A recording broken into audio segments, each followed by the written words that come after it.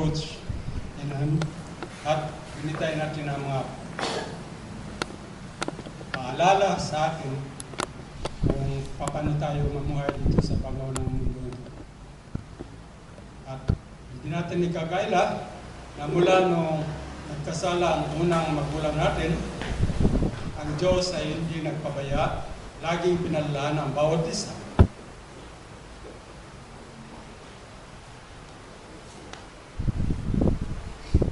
Kung buksan po natin ang First Chronicle chapter 16 verse 11, ito po ang sinasa, seek the Lord and His strength, seek His presence continually. Continually, explain, pwede man yung gamitin always or evermore. First Chronicle chapter 16 verse 11.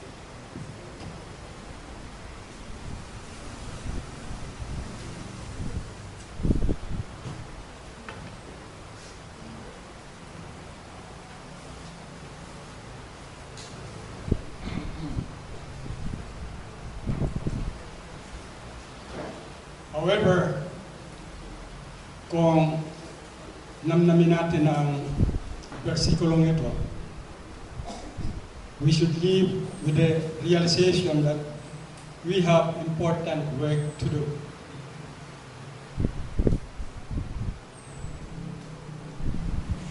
Alam po natin na si God, ang Diyos nating Ama, never left room for doubts and ambiguities. Yung bang mapasalanganin ang bagay. Ang paraan niya ay klarong-klaro, malinaw, liwanag. At remembering this verse imposes tasks, responsibilities, and duties on us.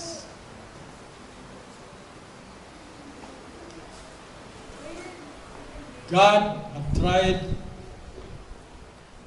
again and again to speak to us, to remind us, but we wouldn't listen.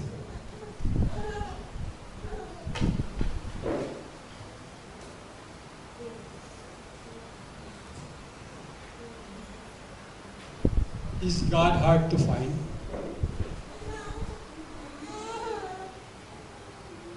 Do you still remember when the cosmonaut, that was 1967, when the cosmonaut made that primitive journey around the Earth, the first time that he had, but they come back with their thumbs under their suspenders bragging, we have been in the air or we have been in the air and hindi namin nakikita ang Diyos.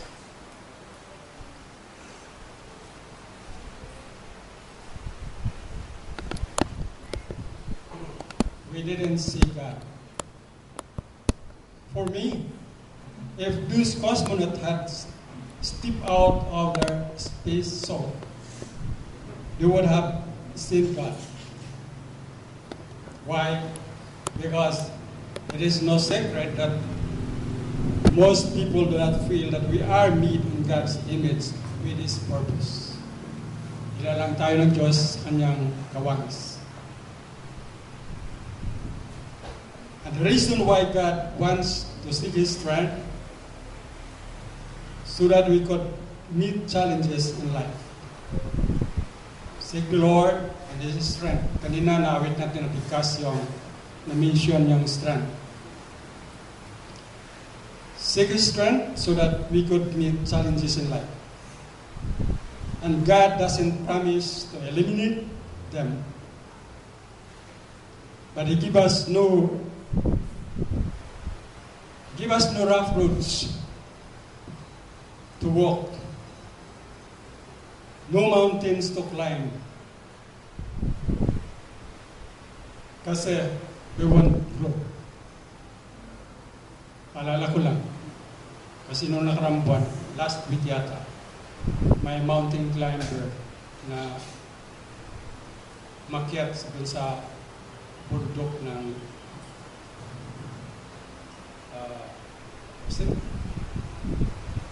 somewhere in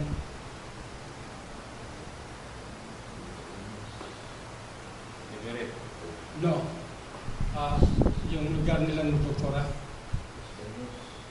Yes, Laguna. Just imagine, I was wondering, ano bang papatunayan niya? Early in the morning, Sunday, woke up and went alone to climb the mountain. Several days after, nakita ang bangkay, ang patay ng katuban na dagana ng bato.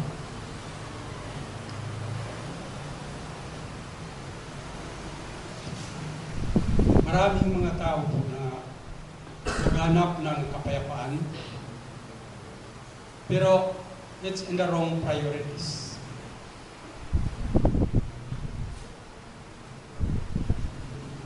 If He give us no rough roads to walk, no mountains to climb, we would not grow.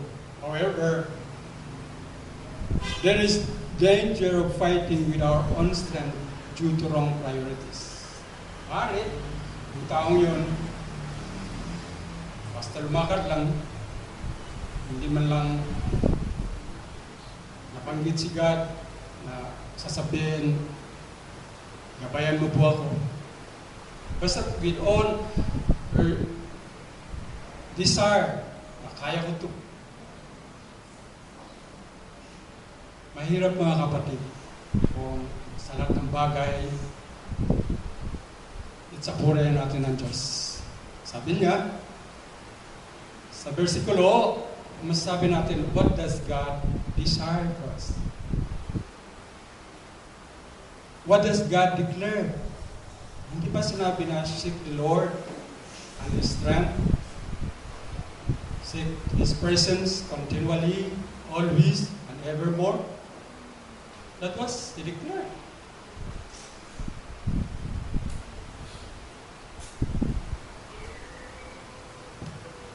Self-sufficiency is an enemy when it causes us to believe we can always do what needs to be done in our own strength. Yun. Nangyari dun sa taong umakyat na nag-iisa lang. Kaya ko ito. Ito na nga. Ano bang papatunayan pa niya? 2 years ago, maging kababayan natin, pumunta doon sa summit, doon, layo doon. Matas na bundok. Para lang pakilala sa mundo nito, ang Pilipinas ay nakarating doon sa tuktok ng matas na bundok na yun. Crazy.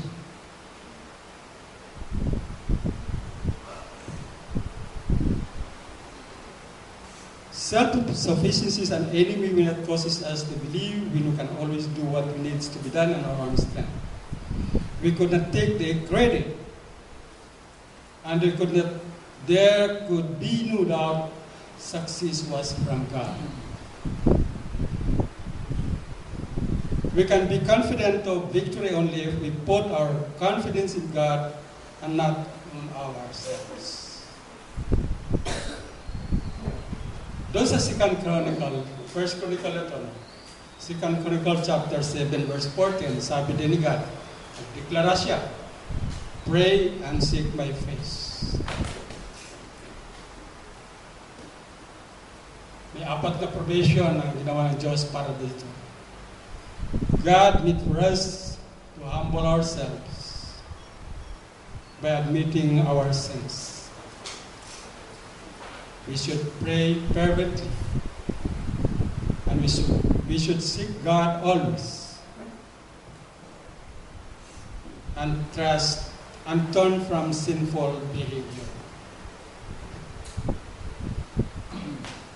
Maliwanag mga kapatid yung kanyang diniklara. Hindi tayo magtatagumpay, we should not accept na tayo nagtagumpay, credit na natin ito. Give God the credit. Dahil the Lord is our source of strength. And he's never too tired or too busy to help and take power and strength at tulungan tayo. Kung tayo ay nasa kanya. When we feel all of life crushing you and cannot do another step, remember that you can call upon God to renew your strength.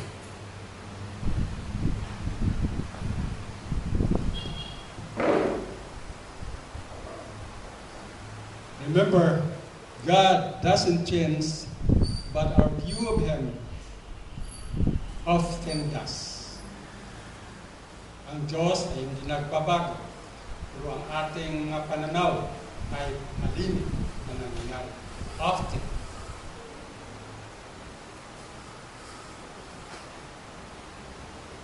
The monotony of life, day by day, living lulls us into forgetting how powerful God can be.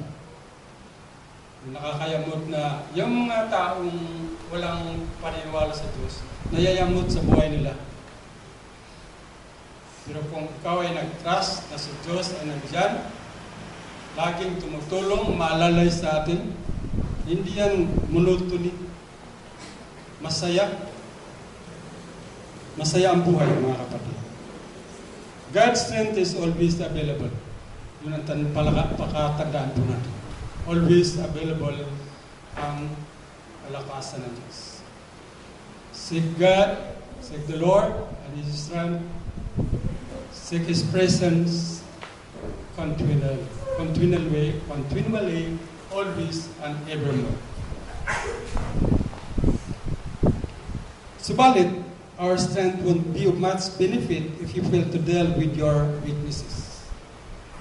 Kahit na bigyan tayo ng kalakasan ng Diyos, kung nandun pa rin yung ating kahinaan, hindi tayo nagbabago, hindi tayo nagsisisi, it won't happen. Please recognize your sin and dealt with swiftly, otherwise it may overpower you and bring you down. Yan, nangyari doon sa taong umakyat na mag-isa doon sa Laguna, sa bundok ng Laguna. Overpowered by strength. Walang pinakatakutan. Never siguro na presya bago lumakan. Don't you know that Satan often attack at our strength? Yeah. Pag mahina, pag kinalimutan natin si God, nandiyan si Taning. Satan often attacks our strength, persuading us to take action not through our weaknesses, but through our strength. When we give to the devil and wrongly use our strength, we become proud and self-reliant. Ayun, nangyari. Mamalaki pa eh. Kasi nakaakyat na ng una, nakabalik. Ngayon, parang ayaw na may kasama. Sinulo niya. Yan nangyari. Patay. Trusting our own power, we feel little need of God. Ayun. Iwala sa kanyang kalakasan, kaya ito. Madaling araw pa naman. Madilim, di ba?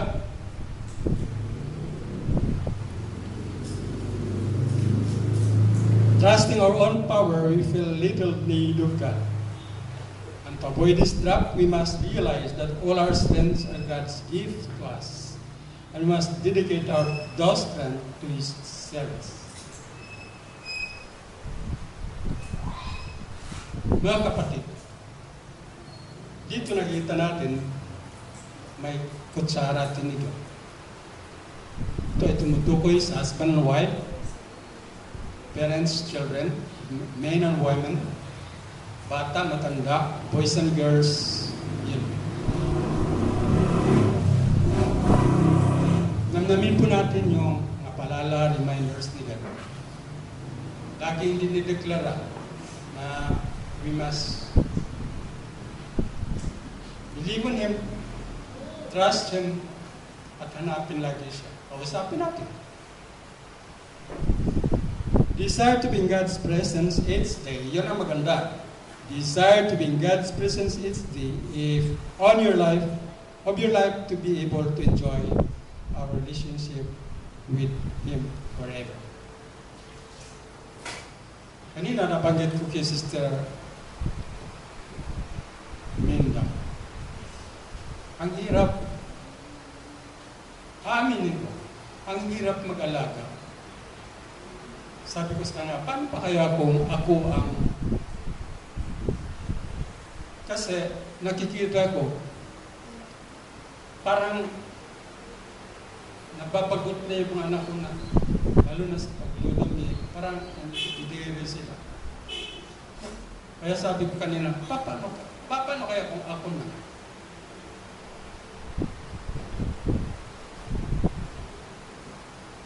Desire to be in God's presence. Yun lang. Lord, sabi ko, be with me always. Desire to be in God's presence is each day of your life to be able to enjoy our relationship with Him forever.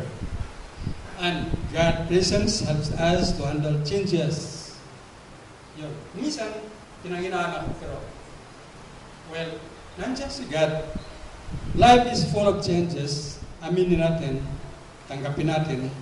Life is full of changes and few things remain stable.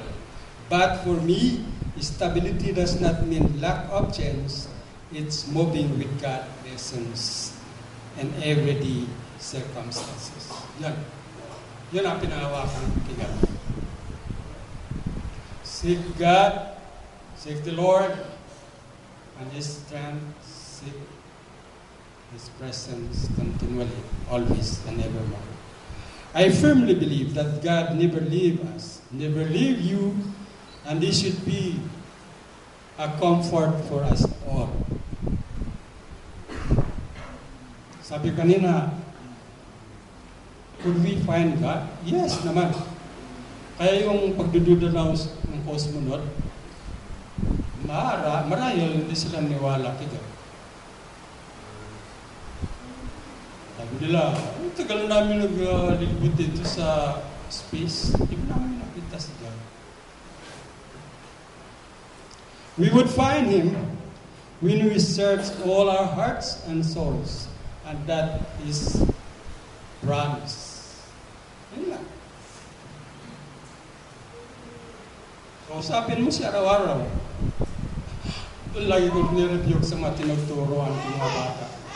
Sino dito ang gumising umaga at sila, salamat po, buhay pa ako, salamat. Walang nag-ansap ng kamay. Walang nagpapasalamat. Bakit ba? Ganun ba tayo? Mas inuna natin yung pagbabasa ng dyaryo, kape, o ano pa man. Ulitin ko, seek the Lord. That's what God declared. Seek the Lord and His strength. Seek His presence continually. We could find Him when we search with all our hearts and souls. And ito, paalala ko sa inyo, God is knowable and wants to be known. Diba? God is knowable and He wants us to be known.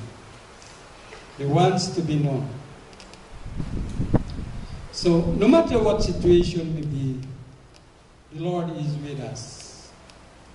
And this truth should also call us to responsibility. When trouble strikes, don't get frustrated with God. Hindi ako na-frustrate. Pang-4 na taon na si Madam. Panig ng karamdaman. Sabi ni Sister, nakakalakad na ba? Yes naman, nakakalakad. Wala yan.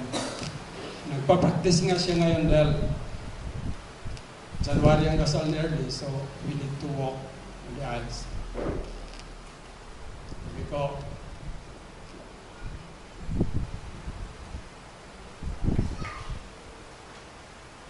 no, yung pa kasi ito, hindi na lagi nakaganon. So, wave, the aisles. Ang Well,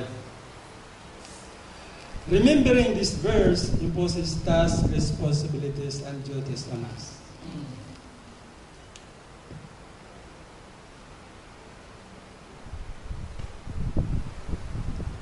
And again, when trouble strikes, don't get frustrated with God. Instead, admit that you need God's help. And thanks and pasalamatan natin siya for being by your side. And there is an incompatibility between blind arrogance, which is pride, and the presence of God in our hearts. The proud person depends on himself rather than on God. Yun nangyari sa taong umakyat sa bundok. The proud person depends on himself rather than God. And this causes God-guiding influences to live his life. When God's presence is welcome, there is no room for pride because He makes us aware of our true selves. That's why.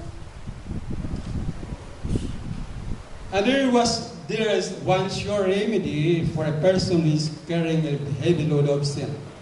Doon sa, hindi lang sa 1 Corinthians chapter 16 verse 11, 2 Corinthians chapter 7 verse 14, but Amos 5:4, ano pang sinabi doon?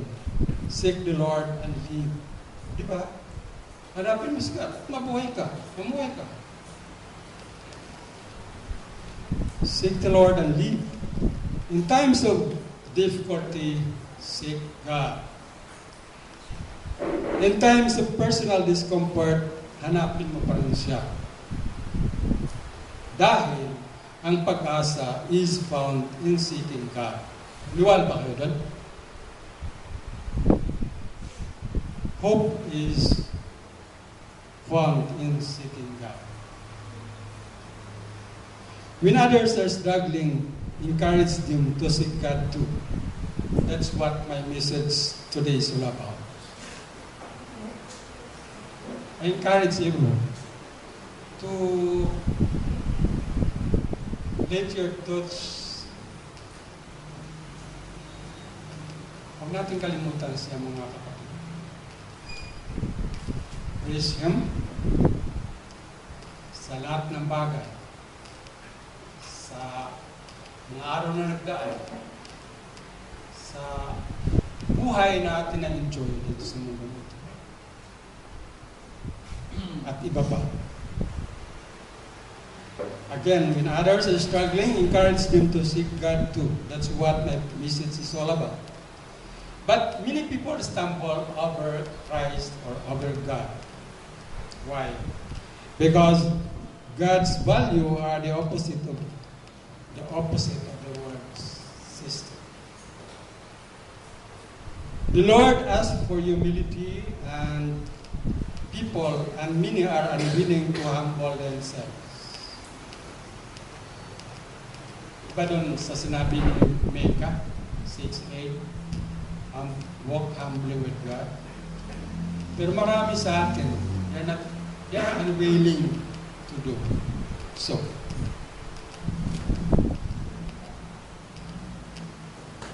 The Lord asks for humility, and many are unwilling to humble themselves. The Lord requires obedience, but many refuses to put their wills at His disposal.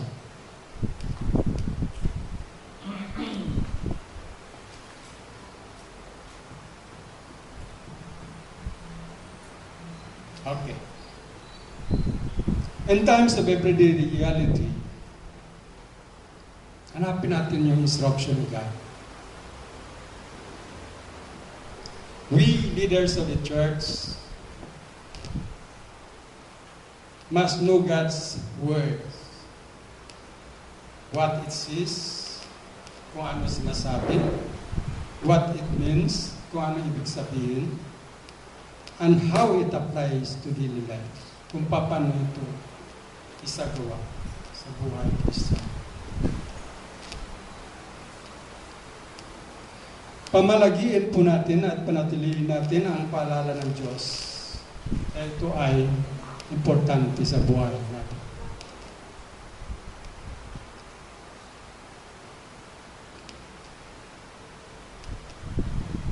Seek the Lord while He is near. Although God is not planning to move away from us, but we often move far from Him or a barrier between ourselves and Him.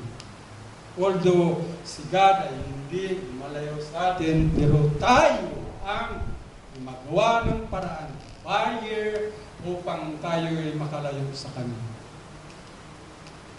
Kasi yung mountain climber, hindi ko na ipalayuin. Ang bata-bata pa,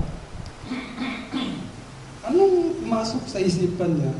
Gantimpalaan pa kaya siya, bigyan ng scholarship, o ano pa man, buhay, umarang niya para makapatunayan lang, nakaakyat siya sa tuktok ng Banahaw ba yun? Basta another mountain sa Laguna. Praise it.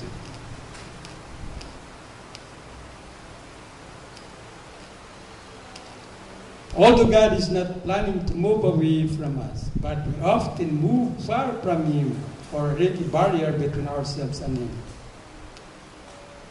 Mga kapatid, don't wait until you have drifted away from God. Seek the Lord now while you can benefit before it's too late. Hope and pray.